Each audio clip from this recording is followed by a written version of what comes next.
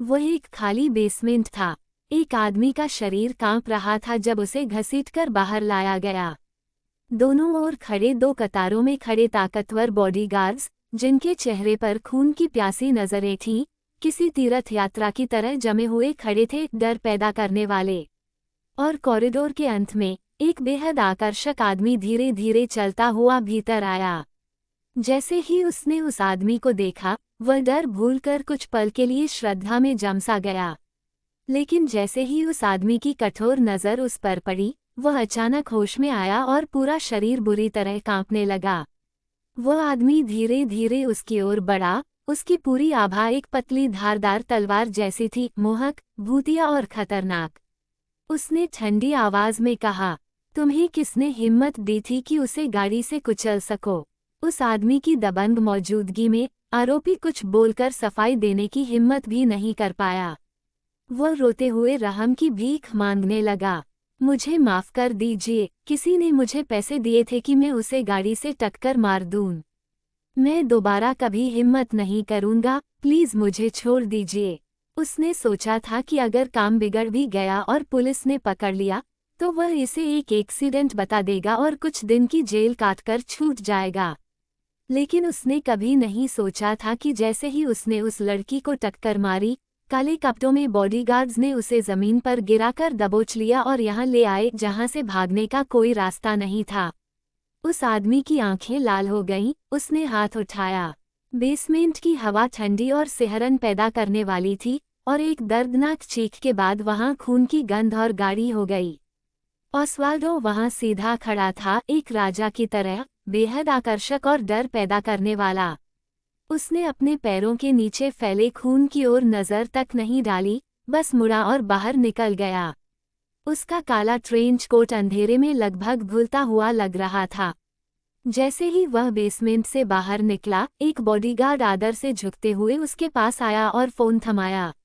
यह mister Jordan का call है। ऑस्वाल्डो ने फोन उठाया। दूसरी ओर लुक की नर्म हंसी सुनाई दी। टीवी देखना, तुम्हारी वाइफ अब क्रीफिया में मशहूर होने वाली है। योजक चिन्ह, योजक चिन्ह, योजक चिन्ह। सलीना आलस से अपनी कुर्सी पर टिक गई थी, उसकी भौहें हल्की सी तनी थीं। वह अधीरता से इंतजार कर रही थी, तभी आखिर कोई आगे आया। जैसे ही वह व्यक्ति मंच पर आया, एक और हलचल मच गई। वह था स्टूडेंट काउंसिल का प्रेसिडेंट रोनन, क्रीफिया यूनिवर्सिटी का सबसे मान्यता प्राप्त छात्र। धूप तेज थी, सलीना का चेहरा उस रोशनी में दमक रहा था। उसने हल्की आंखें मिचमिचाईं, उसके होठों पर प्यारी मुस्कान खिल गई। प्रेसिडेंट, मैंने नहीं सोचा था कि सबसे पहले सामने आने वाले आप होंगे। रोनन उसके सामने खड़ा था, उसका चेहरा खूबसूरत और सख्त। उसने सीधा उसकी आंखों में देखा। मैं तुमसे हार चुका हूँ। सलीना हैरान रह गई, उसे यह कभी पता ही नहीं था। रोनन ने कहा, उस साले लेवल्स में पहली बार मेरी जिंदगी में मैं दूसरे स्थान पर आया था। बचपन से ही वो हमेशा नंबर 1 रहा था, और उसके जीवन की इकलौती हार ए लेवल में सलीना से हुई। वजह थी कि उसने पहले स्थान पर आए नाम को ढूंढा और सलीना के बारे में जान लिया। सलीना हल्के से मुस्कुराए और सिर हिलाया, ज्यादा ईमानदारी से नहीं, मानो ढांढस बंधाते हुए बोली, कोई बात नहीं, मैं अक्सर आखिरी स्थान पर ही आती थी।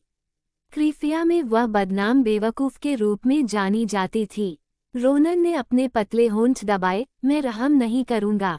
सलीना के चेहरे पर कोई भाव नहीं था, उसकी भौहें हल्के से झुक गईं। अगर आप मुझे असली प्रतिद्वंद्वी मानते हैं, तो रहम करना अपमान होगा। रोनन ने सचमुच कहा था कि कोई रहम नहीं होगा।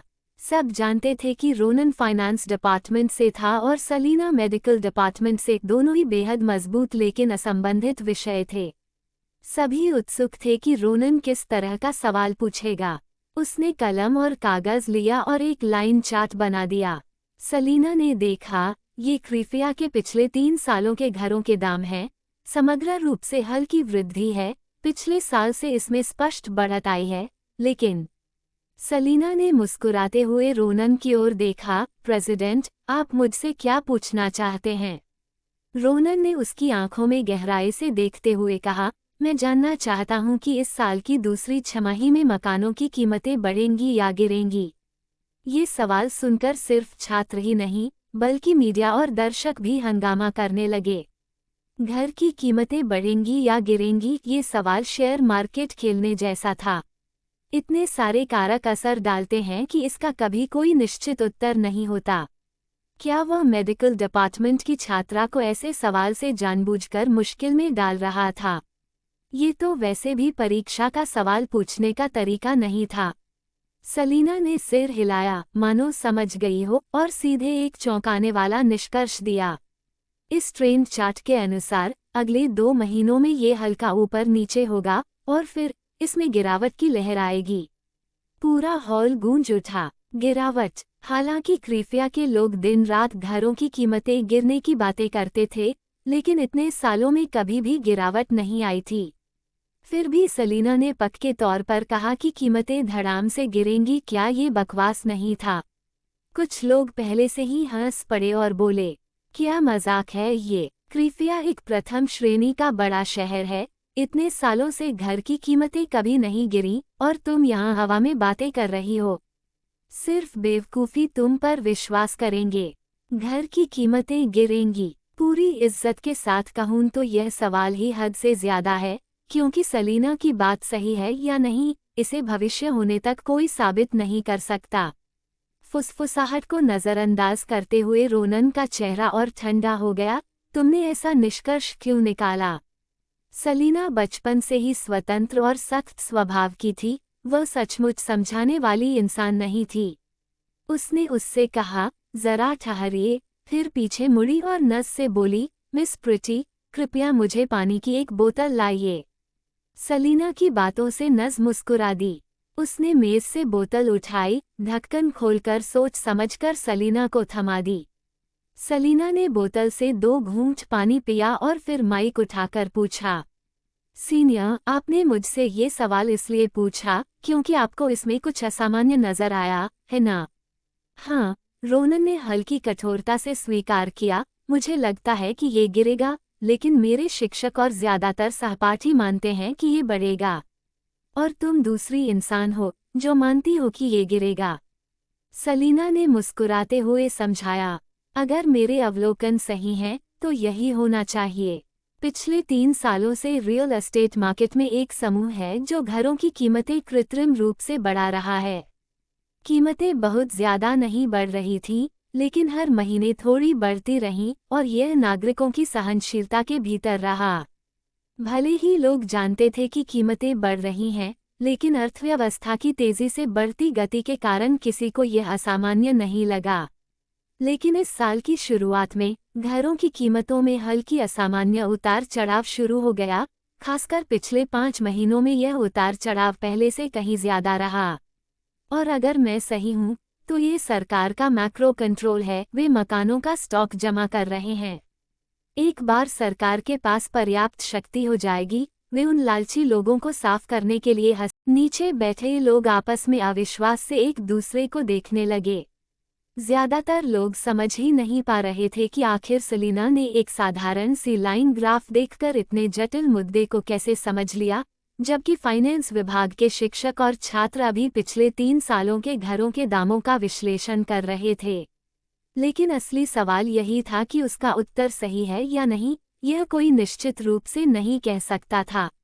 सलीना ने समझाना जारी रखा, असल में यह इतना जटिल नहीं है। आर्थिक आधार ही ऊपर की संरचना तय करता है। जब अर्थव्यवस्था तेजी से बढ़ रही हो, तो मकानों की कीमतें स्वाभाविक रूप से बढ़ती हैं। सरकार यह नहीं देख सकती कि रियल एस्टेट डेवलपर्स मनमाने ढंग से दाम बढ़ाते रहें और आम लोग घर खरीदने लायक ही न रहें। एक समय पर सरकार को दबाव बनाना ही पड़ता है, और संयोग से यह साल वही समय है। तर्क तो सचमुच आसान था, लेकिन सवाल ये था कि सलीना ने कुछ आंकड़ों के छोटे छोटे उतार चढ़ाव से यह नतीजा कैसे निकाल लिया। कुछ लोग सोच में डूबे हुए थे, लेकिन कुछ लोग बिना सोचे ही बोल पड़े। इस सवाल का तो कोई सही जवाब है ही नहीं, वो जो चाहे बोल सकती है। सही कहा, ये कैसा सवाल है? कौन जाने उसने पहले से ही अपने किसी जानकार छात्र से मिलकर ऐसे दिखावटी सवाल तैयार करवा लिए हों। सुनने में तो बड़े गहरे लगते हैं, लेकिन असल में बस दिखावा है। रोनन ने ठंडी नज़र से उनकी ओर देखा। सवाल मैंने बनाया है। मुझे लगता है कि वो सही है। अगर वो सही है तो सही है, इसमें दिक्कत क्या है? वो आदमी एक पल के लिए चुप रह गया, फिर व्यंग्य से बोला, आप दोनों सहपाठी हो, अगर आप कहो कि वो सही है तो जाहिर है सही ही होगी। आप बस हमें बेवकूफ़ बना रहे हो। क्रीफिया यूनिवर्सिटी के सभी शिक्षक गुस्से में दिखने लगे। रोनन का कॉलेज में बहुत बड़ा नाम था, फाइनेंस विभाग का होनहार छात्र। उसने इस मुद्दे पर क्रीफिया यूनिवर्सिटी के अन्य प्रोफेसरों और छात्रों से भी चर्चा की थी, लेकिन सबका निष्कर्ष उससे बिल्कुल अलग निकला था। तो क्या हो अगर मैं कहूं कि वो सही है? एक भारी आवाज ने बीच में दखल दी। भीड़ किनारों से हट गई और एक हल्के मोटे शरीर वाला मध्यम आयु का आदमी लोगों के झुंड के साथ मुस्कुराते हुए सामने आया। उसे देखते ही सब दंग रह गए। शहर के मेयर यहाँ क्यों आए हैं? और उन्होंने अभी क्या कहा? उन्होंने कहा कि सलीना सही है। जिन लोगों ने अभी थोड़ी देर पहले सलीना पर तंज कसे थे, वे मेयर को देखकर डर गए। कहीं उनसे जवाब तलबी न हो जाए, इस डर से सबका चेहरा लाल पड़ गया और सब चुपचाप सिर झुकाकर खड़े हो गए। प्रधानाचार्य और अन्य लोग मेयर का स्वागत करने को आगे बढ़े ही थे कि मेयर ने हाथ उठाकर इशारा किया। उनकी नज़रें सलीना पर जाकर टिकीं और फिर वे ताली बजाने लगे। इतनी कम उम्र में इतनी गहरी समझ, तुम्हारा भविष्य बहुत उज्ज्वल है। मौके पर मौजूद भीड़ ये सुनकर दंग रह गई। वे चकित इस बात से नहीं थे कि मेयर खुद आए थे। क्रीफिया यूनिवर्सिटी शहर की पहचान थी, इतनी बड़ी घटना पर मेयर का आना स्वाभाविक था। वे चौंके इस बात से कि उन्होंने क्या कहा। शहर के मेयर से ज्यादा जनता की स्थिति और बाजार कौन समझ सकता है? सलीना सही है। घरों के दाम सचमुच गिरेंगे। हे भगवान, सिर्फ एक लाइन ग्राफ देखकर उसने क्रीफिया के हाउसिंग प्राइस का रुझान देख लिया। इतनी तेज और समझदार दिमाग, अगर सलीना आगे चलकर अर्थशास्त्र में काम करे तो बहुत डरावना होगा। चारों ओर से तारीफ और हैरानी की आवाज़ें सुनकर लिया का चेहरा सफ़ेद पड़ गया। उसने सलीना को अविश्वास और घबराहट से देखा, हाथ की हथेली कसकर भींच ली। क्या मेयर का आना बस यूं ही था, या जानबूझकर सलीना को समर्थन देने के लिए? सलीना भी यही सोच रही थी। उनका आना कुछ ज्यादा ही सही समय पर हुआ था, मानो उन्होंने जानबूझकर उसके लिए रास्ता साफ किया हो। तेज धूप में सलीना ने अपनी आंखें थोड़ी सिकोड़ लीं। रोनन ने उसके चमकते चेहरे की ओर देखा और उसकी ठंडी आवाज़ थोड़ी मुलायम हो गई।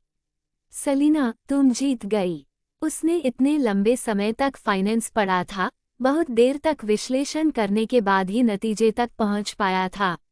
लेकिन सलीना, जो मेडिकल विभाग की छात्रा थी, उसने पल भर में मुद्दे की जड़ पकड़ ली। हार तो उसकी थी, वो पूरी तरह मान गया।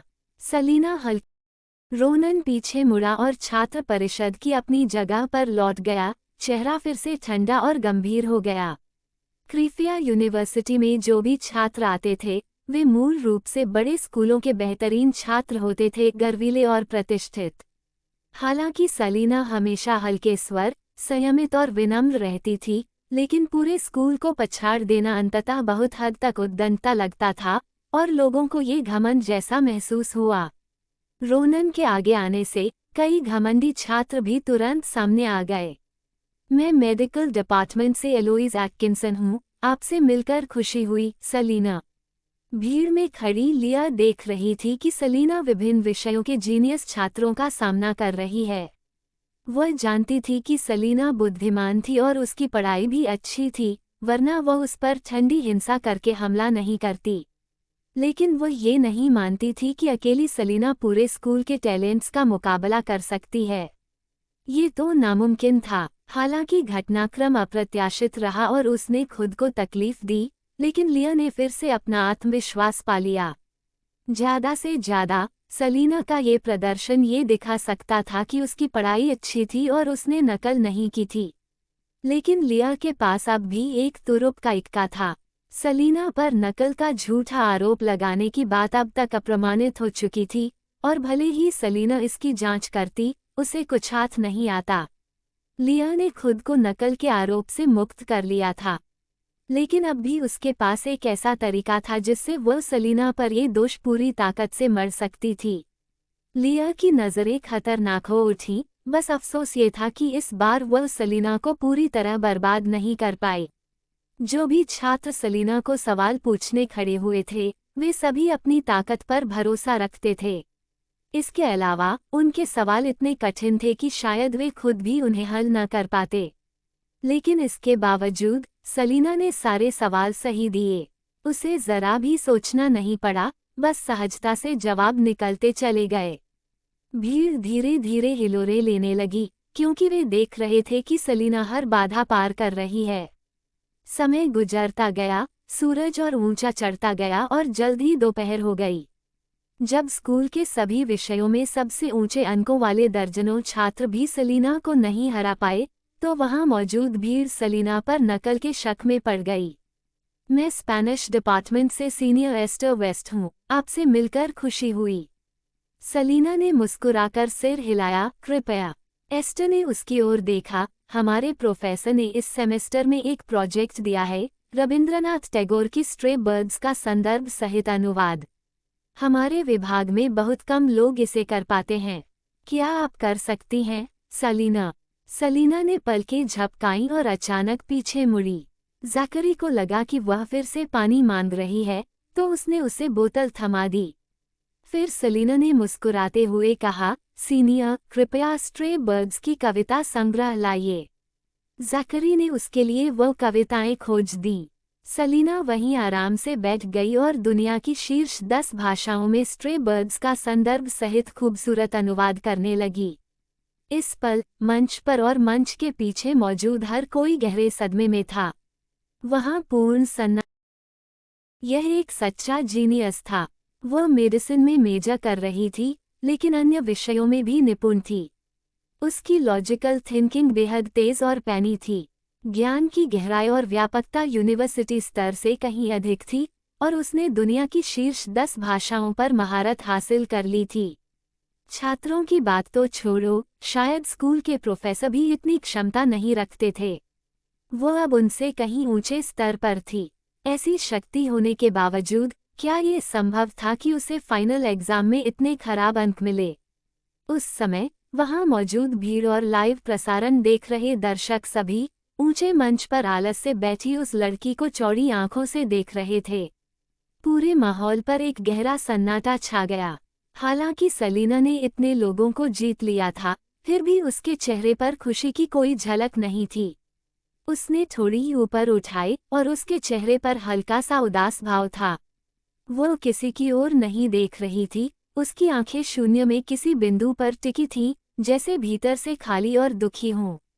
सलीना की जिंदगी में उसने सिर्फ एक मौका मांगा था खुद को साबित करने का, लेकिन वह मौका, उसकी मौत तक, उसे कभी नहीं मिला।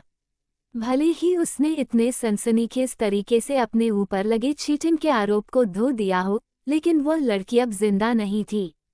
वह फिर भी अन्याय में मरी। लिया ने उस चमकती हुई सलीना को घूरा और उसका दिल जलन से भर गया। क्यों सलीना शुरू से ही मिस रिडल थी और वह, लिया, सिर्फ एक नाजायज बेटी? क्यों सलीना सुंदर और बुद्धिमान थी जबकि उसके पास पहले से ही एक अच्छा परिवार था?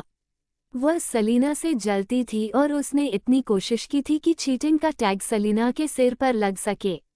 अब जब उसने देखा कि सलीना ने इतनी शानदार तरह से अपना नाम साफ कर लिया और पूरे क्रीफिया को हिला देने वाली जीनियस बन गई, तो वह क्रोध से कैसे पागल न होती।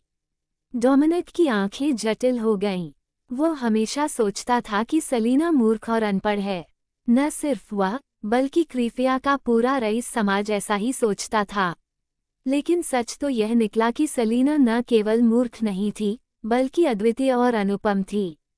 उसने पहले ये क्यों नहीं पहचाना? लगभग 1 मिनट लंबे सन्नाटे के बाद एम्बर छात्र परिषद के एक समूह को लेकर आगे बढ़ी और सबसे पहले तालियां बजाना शुरू किया। उसकी तालियों ने स्तब्ध लोगों को होश में ला दिया। और देखते ही देखते गड़गड़ाहट जैसी तालियां पूरे क्रीफिया यूनिवर्सिटी में गूंज उठीं। इस पल से ऐसी प्रचंड और भयावह क्षमता के सामने अगर क्रीफिया में या इंटरनेट पर कोई भी सेलिना पर चीटिंग और मूर्ख होने की बात कहने की हिम्मत करता, तो निश्चित ही वह भीड़ की लानतों और थूक से डूब जाता। जो लोग सचमुच अपनी क्षमता में श्रेष्ठ होते हैं, वे दिल से बचाव और सम्मान पाने के योग्य होते हैं। अचरज से भरी उस भीड़ के बीच वह छात्र जिसने अभी अभी सेलिना से सवाल पूछा था, आगे आया, झुककर बोला, माफ करना सेलिना, मैंने अफवाहों पर भरोसा कर तुम पर शक किया, लेकिन सच में तुम क्रीफिया यूनिवर्सिटी की सबसे बेहतरीन जीनियस हो। जब किसी ने आगे बढ़कर पहल की, तो और भी लोग आगे। माफ करना सेलिना, जब तुम नकल करते पकड़ी गई थी, मैं उसी परीक्षा कक्ष में था। मैंने उस वक्त तुम्हें तुच्छ समझा था, कृपया मुझे माफ कर दो। माफ करना सेलिना, मुझे यकीन है तुमने नकल नहीं की। तुम हम सब से बेहतर हो, सच में एक योग्य प्रतिभा हो। जिन जिन लोगों ने सेलिना पर सवाल उठाए थे, वे सब एक एक कर उससे माफ़ी मांगने लगे। यहाँ तक कि क्रीफिया यूनिवर्सिटी के प्रोफेसर और प्रिंसिपल भी सामने आकर उसका नाम साफ करने लगे और उसकी उत्कृष्टता साबित करने लगे। सेलिना के होंठों पर हल्की गर्माहट भरी मुस्कान उभरी। उसने लिया की ओर देखा, जो घबराहट से कांप रही थी, उसके चेहरे से मुस्कान गायब हो चुकी थी। तो अगर सेलिना इतनी प्रतिभाशाली है, तो वह नकल करते पकड़ी कैसे गई? और क्यों उसे अकैडमिक स्कम और ह्यूमन स्कम कहकर बदनाम किया गया, जैसा कि क्रीफिया यूनिवर्सिटी के शिक्षक और छात्र फैला रहे थे? इस पल सभी की नज़रें चाकू जैसी धार लेकर क्लास 10 के छात्रों और शिक्षकों पर टिक गईं। इस खूबसूरत समझे जाने वाले ज्ञान के मंदिर में इतनी अद्भुत और होनहार छात्रा को पूरे साल तक अपमान और कैंपस बुलिंग क्यों झेलनी पड़ी? क्लास 10 के कई अस्थायी शिक्षक अचानक सबकी निगाहों में आ गए। वे बड़े लोग थे, भाग नहीं सकते थे, बस खड़े रहे, चेहरे उतरे हुए, सेलिना को देखते हुए गहरे पछतावे और भय से घिरे हुए। इतनी उत्कृष्ट छात्रा का भविष्य तो उज्ज्वल होना ही था। शिक्षकों को उस पर गर्व होना चाहिए था, लेकिन उन्होंने जो किया उसके लिए वे शर्मसार थे। सभी शिक्षक अंदर ही अंदर टूट चुके थे। उन्हें पूरी तरह एहसास हो चुका था कि अब उनका शिक्षण करियर समाप्त हो चुका है। कौन सा स्कूल ऐसे शिक्षकों को रखेगा जिन्होंने इतनी अनमोल हीरे जैसी छात्रा को धूल में छोड़ दिया और उस पर अत्याचार किया? क्लास 10 के छात्र शुरू में केवल अपराधबोध महसूस कर रहे थे, लेकिन जब उन्होंने सेलिना को क्रीफिया यूनिवर्सिटी के शीर्ष प्रतिभाशाली छात्रों को आसानी से हराते देखा, तो वे खुद, जो हमेशा सेलिना को वेस्ट मानते थे और खुद को स्कूल का गौरव समझते थे, अब क्रीफिया के छात्रों की घृणा और नफरत भरी निगाहों के नीचे कांपने लगे। इतना ही नहीं, इस उम्र के छात्र ऐसी ठंडी और घिनौनी नज़रों को सह नहीं सकते थे, यहाँ तक कि उनके माता पिता तक सिहर उठे। वे अनायास ही आगे बढ़े और अपने कांपते हुए बच्चों को बचाने लगे। तभी एक सीधे साधे स्वभाव वाली अभिभावक ने ठंडी आवाज में कहा, हमारे बच्चों को तो सिर्फ इस्तेमाल किया गया है, असली दोषी तो वहां खड़ी है। उसने ठुड्डी उठाकर लिया और एंजी की ओर घृणा भरी नजर डाली। पल भर में पूरे क्रीफिया यूनिवर्सिटी परिसर की सभी निगाहें लिया और एंजी पर टिक गईं। एंजी, जो अभी एक पल पहले तक सेलिना को कोस रही थी, अब जब उसने अपने चारों ओर घिनौनी नजरें देखीं, तो डर के मारे उसका चेहरा पीला पड़ गया और वह तुरंत डोमिनिक के पीछे छिप गई। लिया वहीं खड़ी रह गई। उसका शरीर जकड़ा हुआ था, लंबे बाल बिखरे हुए थे, केवल उसकी पीली ठुड्डी दिखाई दे रही थी। वह अब भी सुंदर और गरिमामय दिख रही थी, लेकिन जैसे उसकी सारी जान खींच ली गई हो। मौली ने अपनी बेटी को इस तरह घृणा का शिकार होते देखा तो घबराहट से भर गई और लिया को बचाते हुए कठोर आवाज में बोली, तुम लोग कैसी नजरें डाल रहे हो? सेलिना का इस मामले से मेरी बेटी का क्या लेना देना? शायद वही है जिसने मेरी बेटी को फंसाया है।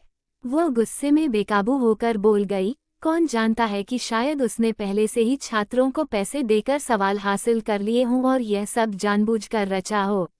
मौली को लगा कि यह कहने से लोग सलीना पर शक करेंगे, लेकिन हुआ इसका उल्टा। पूरा माहौल गालियों और विरोध से गूंज उठा।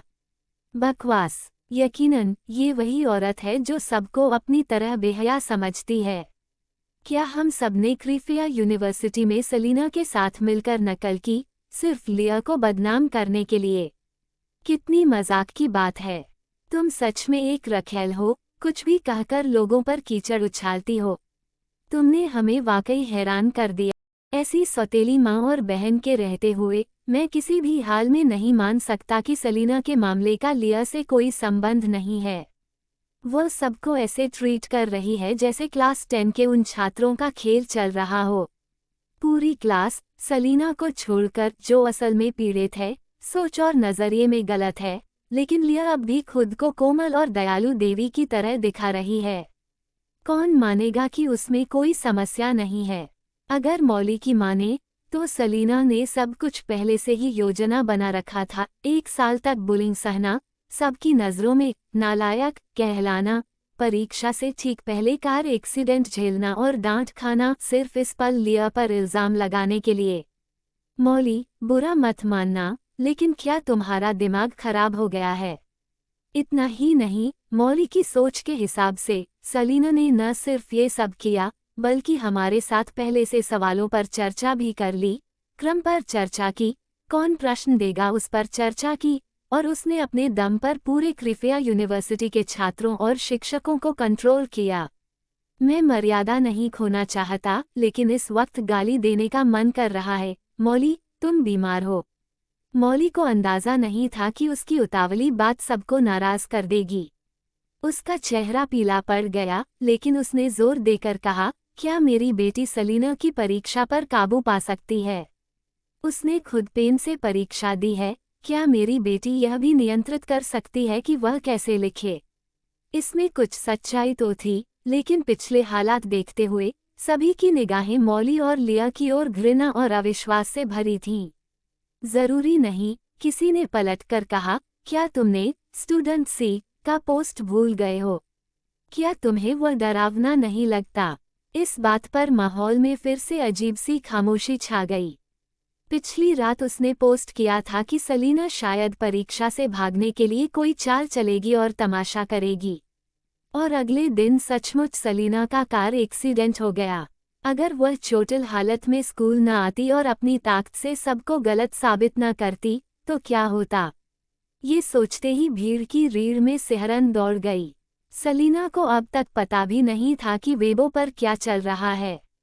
उसने बगल में बैठे शख्स की ओर सिर घुमाकर पूछा, वेबो पर क्या हो रहा है? ज़करी ने ठंडे चेहरे के साथ वेबो खोलकर उसे दिखाया।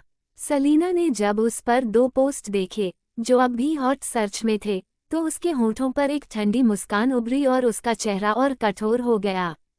पहले ये स्कूल के गेट पर था, अब स्कूल के अंदर। उसे सच में समझ नहीं आ रहा था कि लिया को मूर्ख कहे या फिर इतना साहसी होने पर उसकी दाद दे।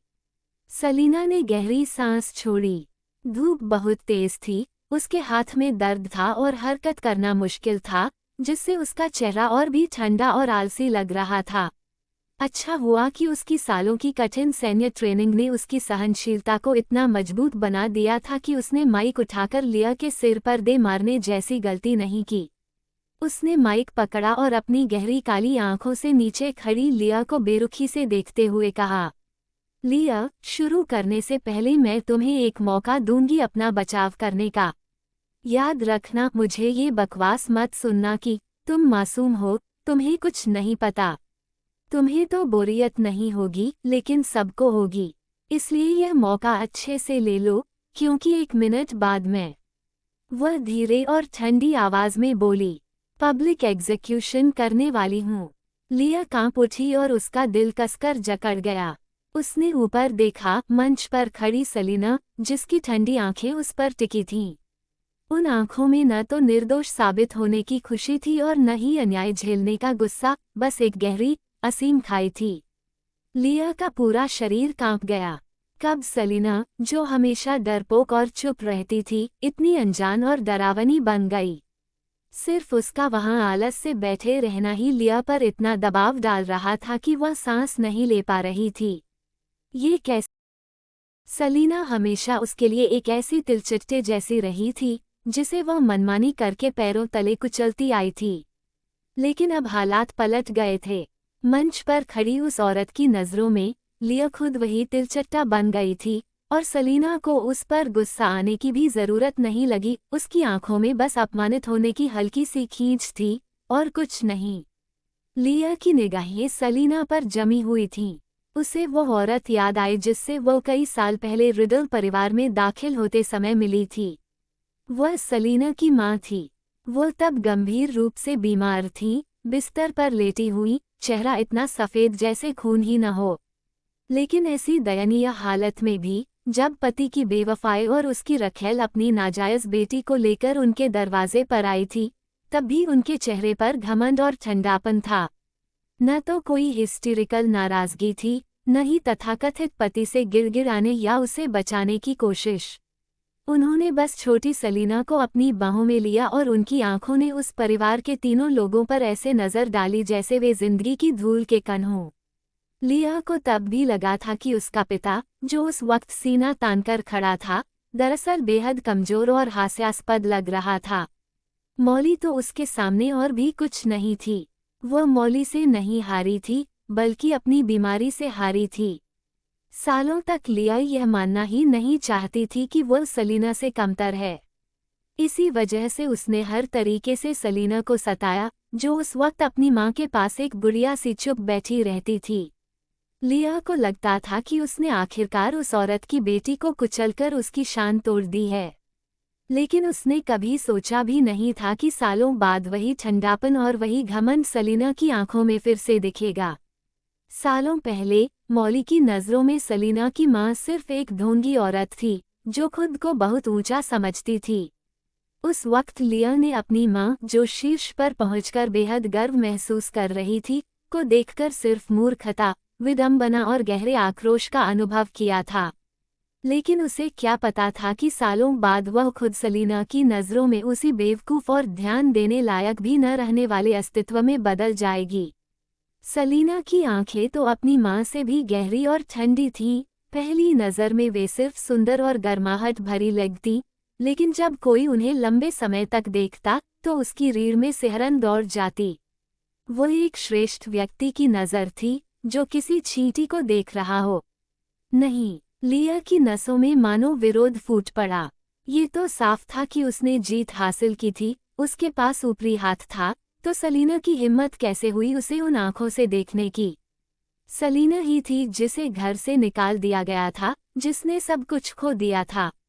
जीत तो लिया की हुई थी। एम्स रिडल की हैसियत, डोमिनिक का साथ और नाम शोहरत सब उसी ने पाया था। लिया ने अनजाने में अपनी पीठ सीधी की और होंठ कसकर भींच लिए। उसने सलीना पर अपनी नज़रें गड़ा दी। पहली बार उसके चेहरे की हमेशा रहने वाली कोमल मुस्कान मिट चुकी थी। उसने ठंडी आवाज में कहा, सलीना, चाहे तुम्हें मैं पसंद न हो, लेकिन तुम्हें मुझे बदनाम करने का कोई हक नहीं। तुम नकल करती हो, पढ़ाई में फिसड्डी हो या मूर्ख हो, इससे मेरा कोई लेना देना नहीं। तुम मुझे अपना दर्जा छीनने के लिए दोष दे सकती हो, लेकिन अपनी बदकिस्मती का इल्ज़ाम मुझ पर नहीं डाल सकती। सलीना की नज़रें ज़रा भी नहीं बदली, उनमें रत्ती भर भावनाएं नहीं थीं। उसने ठंडे और धीमे स्वर में पलटकर पूछा, खत्म हो गया? उसने सिर हिलाया। तो अब मेरी बारी है। तो चलो शुरुआत करते हैं तुम्हारे उस मुंह से, जो हमेशा कहता है तुम्हें कुछ नहीं पता, तुम मासूम हो। सलीना ने अपनी बैठने की मुद्रा बदली, शालीनता से अपने पैर सीधे किए। उसकी आवाज़ में हल्की सी आलस्य की झलक थी। तुमने अपनी माँ के साथ मिलकर मेरी माँ को मार डाला। तुमने मेरे फियांसे के साथ संबंध बनाए, मुझे तस्वीरें भेजी ताकि मैं अपनी आंखों से देखूं वो गंदी और घिनौनी हरकतें जो तुम दोनों ने बिस्तर पर की। फिर तुमने डोमिनिक के सामने सफाई दी कि तुम नशे में थी। ये सब एक हादसा था। तुमने पूरे साल लगभग हर दिन मुझे ये याद दिलाया और कहते हुए मुझसे माफ़ी मांगी। तुमने माफ़ी मांगी और यहाँ तक कि अपनी कलाई भी काट ली, क्योंकि मैंने तुम्हें माफ़ करने की बात नहीं कही, और इसके कारण डोमिनिक ने मुझे निर्दयी कहकर डांटा, यहाँ तक कि मुझ पर हाथ भी उठाया। और आखिर में मासूम तुम ही बन गईं। मेरी शादी के दिन तुमने किसी तरह से वो गंदी तस्वीरें सामने लाकर मुझसे झगड़ा किया, और झगड़े के दौरान तुम सीढ़ियों से लुढ़क गईं, और डोमिनिक ने मुझे धक्का देकर गिरा दिया, जिससे मेरे सिर पर चोट लगी। सेलिना ने अपना सिर उठाकर माथे को छुआ। वहां का घाव कब का भर चुका था, कोई निशान तक नहीं बचा था, मानो वो चोटें कभी हुई ही न हों। लेकिन सिर्फ सेलिना जानती थी कि उसी धक्के के कारण, डोमिनिक की उसी हरकत से वह मर गई थी। उसने धीरे से उस हिस्से को छुआ और उसके चेहरे पर एक क्षण के लिए दुख की परछाई उतर आई। आज तक किसी ने ये सवाल नहीं किया कि तुम्हें मैंने धक्का दिया था या तुम खुद गिरी थी। लेकिन मुझे सबके सामने अपनी शादी टूटने का तमाशा सहना पड़ा। क्रीफिया की सबसे बड़ी बदनामी बन गई। और तुम और मेरा फियोंसे खुलेआम एक जोड़े बन गए। किसी ने तुम्हें गिरी हुई औरत नहीं कहा, बल्कि सबको लगा कि तुम दोनों एकदम परफेक्ट हो। और तुम अब भी अपनी पवित्र छवि बनाए रहीं। तुमने चालाकी से अपनी हरकतों से क्लास 10 के छात्रों को ये यकीन दिलाया कि तुम हमेशा मेरी मारपीट और सताने की शिकार हो, और पूरे क्लास के शिक्षक और छात्र मिलकर मुझ पर बुलिंग करते रहे। मैं, जो कभी ये लेवल की टॉपर थी, सबकी नज़रों में 1 साल तक बेवकूफ़ और पढ़ाई में निकम्मी बनकर रह गई। और तुम अब भी मासूम और दयालु बहन और अच्छी छात्रा बनी रहीं। मुझे घर से निकाल दिया गया और निर्वासन झेलना पड़ा, जबकि तुम्हें दोनों माता पिता मिले, मेरा फियोंसे मिला, एम्स रिडल का दर्जा मिला और रिडल परिवार की सारी दौलत भी। और उसके बाद भी तुम मासूम और निर्दोष बनी रहीं। उसने अपनी पलकों को उठाया, उसकी आंखें फिर से ठंडी हो गईं, मानो अभी अभी दिखी उदासी और नरमी बस एक छलावा हो। क्या तुम्हारे पास कोई जवाब है? पहले से ही शांत वातावरण अब पूरी तरह मौत जैसी खामोशी में डूब गया। हर कोई उस लड़की को देख रहा था, जो मुझे मंच पर बैठी थी, सिर झुकाए हल्का सा उदास नजर आ रही थी और उनकी आंखें नम हो रही थीं। सेलिना सिर्फ 19 साल की थी, उनकी ही उम्र की। उसे तो हंसमुख और बेफिक्र होना चाहिए था, लेकिन उसने इतनी तकलीफें झेली थीं। सच को छोड़ भी दे, इस पल हर किसी का दिल कसकर जकड़ गया। और लिया को देखने वाली नज़रों में अब बेहद जटिल भाव और ठंडापन आ गया। लिया इतनी मासूम कैसे हो सकती है कि मुझे घिन आने लगे। जब ये सब बातें एक साथ रखो, तो मुझे नहीं लगता लिया निर्दोष है। अगर वह सचमुच मासूम होती, तो दुनिया में कोई बुरा इंसान ही न होता। ये तो एक चालाक औरत है। डोमिनिक ने सेलिना की बातें सुनी, वे ठंडी थीं, बिना भावनाओं के, लेकिन हर शब्द आरोप जैसा था। उसका हाथ मुट्ठी में कस गया। पहली बार उसके मन में डगमगाहट आई। वो हमेशा सोचता रहा था कि लिया दयालु है और सेलिना जिद्दी और क्रूर। वो हमेशा लिया के पक्ष में खड़ा रहा, सोचता कि सेलिना ही आक्रामक है, उसकी हालत की जिम्मेदार वही है, और लिया तो बस सहनशील, उदार और मासूम है। लेकिन आज सेलिना की खुद की जुबान से ये सब सुनकर उसके पास कोई जवाब नहीं था। अगर वह खुद को सेलिना की जगह रखता तो ये सच ही था। उसकी लिया को देखने वाली नज़रें उलझन से भरी हो गईं। अब तक लिया ने ये भी नहीं बताया था कि उसने वह तस्वीरें सेलिना को क्यों भेजी थीं। लिया अपनी जगह खड़ी रह गई, अपने चारों ओर से आ रही ठंडी और घृणित निगाहों को महसूस करते हुए वह मानो वहीं जमसी गई। सेलिना ने कहा था कि वह उसे सार्वजनिक रूप से बेनकाब करेगी। लिया ने कभी नहीं सोचा था कि सेलिना में इतनी क्षमता है। लेकिन सेलिना ने जो भी बातें कही थीं, वे सब सच थीं, जिन्हें हर कोई जानता था। उसके पास अपनी छवि बचाने के लिए गिनती रहित मौके थे, पर अब सब कुछ पूरी तरह उसके काबू से बाहर हो चुका था। जैसा कि सेलिना ने कहा था, 1-2 बार वह निर्दोष हो सकती थी, लेकिन 3 या 4 बार कौन उस पर विश्वास करता। लिया ने अपनी हथेलियों को कसकर भींचा और सिर उठाया। उसकी आंखों में ठंडक और बर्फीली झलक थी। तुम्हारी माँ की मौत के बारे में मेरी माँ और मैं निर्दोष कहने के काबिल नहीं है, लेकिन सेलिना, वो बीमारी से मरी थी, और यही सच है। जहाँ तक मेरी और मिस्टर वॉल्सन की बात है, उसकी आंखों में पीड़ा और बेबसी की हल्की झलक आई, जैसे वह कोने में धकेली गई हो, अपमानित हुई हो लेकिन समझौता करने को मजबूर हो। अगर तुम सच में मिस्टर वॉल्सन की इतनी परवाह करती हो और मुझसे नफरत करती हो कि मैं उसके साथ जुड़ी, तो मैं सबके सामने वादा कर सकती हूँ मैं उससे कभी शादी नहीं करूंगी। जैसे ही ये शब्द निकले, डोमिनिक का चेहरा पूरी तरह बदल गया। उसने तुरंत लिया का हाथ पकड़ने के लिए हाथ बढ़ाया। उसके दिल में जो हल्का सा संदेह अभी पैदा हुआ था, वह तुरंत मिट गया और उसकी जगह केवल पीड़ा और गुस्से ने ले ली। लिया, वह पहले ही सलीना को खो चुका था और रिडल की 20% हिस्सेदारी भी लगभग हाथ से निकल चुकी थी। अगर अब लिया भी चली गई, तो उसके पास कुछ नहीं बचेगा। फिर टैलन से कैसे मुकाबला करेगा? इस पर डोमिनिक हताश हो चुका था, यहाँ तक कि एंजी भी घबरा गई। उसने खुद अपने कानों से सुना था कि टैलन डोमिनिक से परिवार के मुखिया की जगह के लिए मुकाबला करना चाहता है, क्योंकि रिडल परिवार की केवल एक बेटी थी। लिया, सलीना को परिवार से निकाल दिया गया था और कोई उसे गंभीरता से नहीं लेता था। अगर लिया ने डोमिनिक को छोड़ दिया, तो उसके पास टैलन के खिलाफ कोई बढ़त नहीं बचेगी। टैलन को सलीना पसंद थी। अगर उसे वॉल्सन परिवार भी मिल गया, तो वह उसके साथ क्या करेगा? एंजी कांप गई और घबराहट में लिया का हाथ पकड़ने के लिए आगे बढ़ी। लिया झटके से पीछे हट गई। उसका चेहरा ठंडा हो गया और उसमें कठोर संकल्प की झलक दिखी। मिस्टर वॉल्सन, शुरुआत से ही हम गलत थे। उसके बाद भी सब एक गलत फहमी थी। सख्ती से देखा जाए तो शुरू से लेकर अब तक हम कभी सच में साथ नहीं रहे। सलीना की मंगेतर होने की पहचान के कारण आज तक लिया केवल एक रखेल ही थी, जिससे हर कोई नफरत करता था। और डोमिनिक ने भी कभी खुलकर यह नहीं कहा कि वो उसकी गर्लफ्रेंड है। लिया का दिल नफरत से भर गया था। उसकी आवाज रुंध गई, चेहरा ठंडी उदासी और हट से भरा हुआ था। कृपया मुझे छोड़ दो।